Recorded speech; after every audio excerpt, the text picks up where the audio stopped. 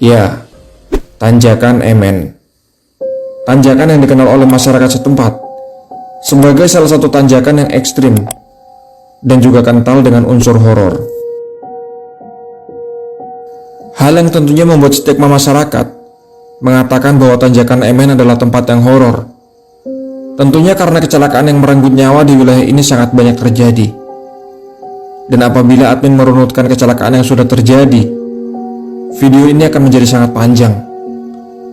Namun demikian, tentunya kita masih ingat ya, bis pariwisata yang terguling dan menewaskan rombongan ibu PKK, kader Posyandu dan juga pihak kelurahan. Bahkan mengutip dari CNN, korban yang tewas saat itu mencapai 26 orang.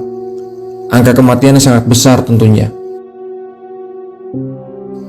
Kisah yang paling populer adalah nama dari tanjakan itu sendiri, yakni Emen. Admin mencoba mengutip dari Kumparan, di mana di artikel tersebut ada dua versi mengenai kisah Emen, dan kisah yang paling banyak dikenal adalah kisah Emen yang seorang supir oplet jurusan Bandung dan Subang. Saat Emen mengangkut ikan asin dari Ciroyom Bandung menuju ke Subang pada tahun 1964. Singkat cerita, mobil yang ia kendarai terbalik dan terbakar di tempat tersebut, yang akhirnya membuat Emen tewas di tempat. Dan sejak peristiwa tersebut, warga percaya bahwa arwah Emen masih bergentayangan dan sering mengganggu pengendara lain, terutama bagi mereka yang berani melewati jalan tersebut di malam hari. Fakta yang tidak jarang terjadi adalah para pengendara yang menghadapi fenomena seperti remblong, kendaraan yang tergelincir dan tiba-tiba mogok. Selain itu ada juga kendaraan yang terperosok, bahkan supir yang terkadang hilang kesadaran dan akhirnya tidak bisa mengendalikan kendali mobilnya. Hal tersebut dikatakan sangat sering terjadi di area Tanjakan Emen.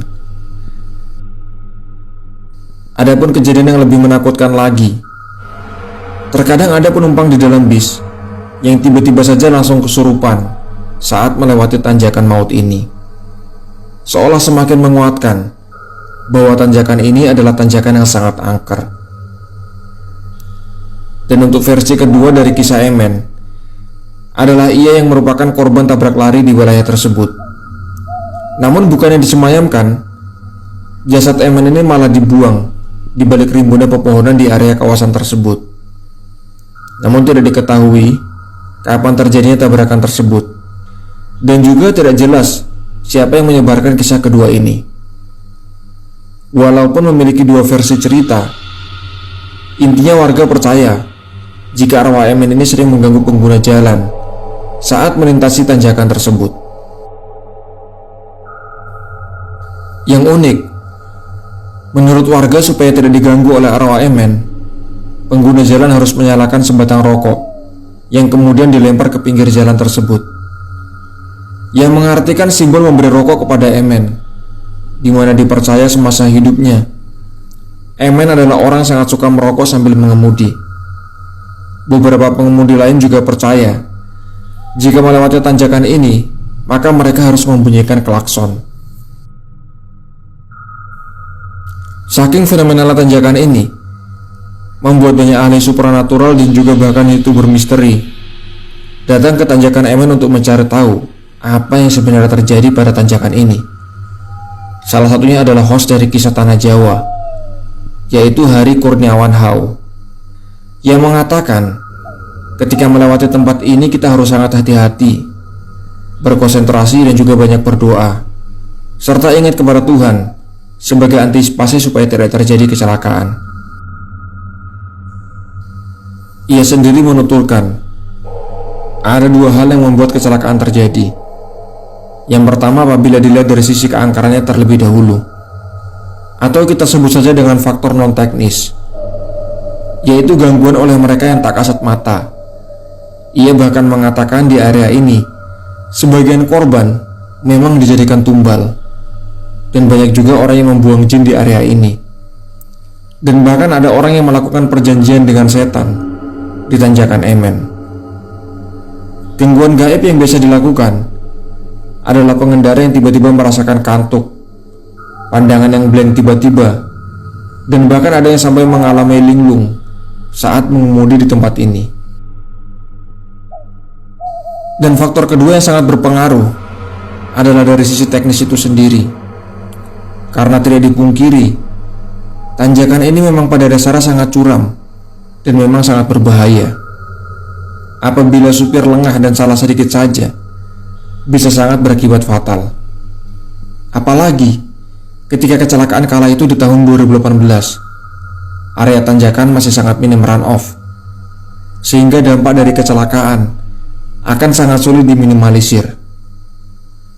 Laporan dari Bagian Penelitian dan Pengembangan Kementerian PU mengatakan bahwa kontur tanjakan MN memang sebenarnya sudah bermasalah, sehingga pemerintah akan mengubah bentuk geometri di kawasan tersebut. Semoga saja hal ini cepat realisasi. Karena selain harus tawakal, selalu berdoa agar selamat dalam melewati tanjakan ini, tentunya kita juga harus berikhtiar, selalu mengecek kondisi kendaraan, atau bahkan yang bisa dilakukan oleh pemerintah, yaitu mengubah bentuk geometri seperti yang sudah disebutkan, atau mungkin menambah area runoff, sehingga dampak dari kecelakaan bisa diminimalisir. Bagi teman-teman yang pernah melewati tanjakan MN, atau bahkan mungkin tinggal di area tersebut, silakan share ya, jika ada pengalaman horor yang kalian alami di kawasan itu, atau jika ada informasi yang keliru dan mungkin kalian punya pendapat yang berbeda, silakan tuangkan juga pendapat kalian dalam kolom komentar di bawah. Admin rasa cukup sampai di sini ulasan singkat yang bisa admin share ke kalian. Dan jika ke depan admin bisa memperoleh pengalaman seseorang yang mengalami kejadian ganjil di tempat ini, maka kisah tersebut akan kembali admin share ke kalian dalam kemasan cerita bergambar tentunya. Terus tunggu ya video-video lainnya dari channel Biko Story. Kurang dan lebihnya mohon dimaafkan. Wassalamualaikum warahmatullahi wabarakatuh.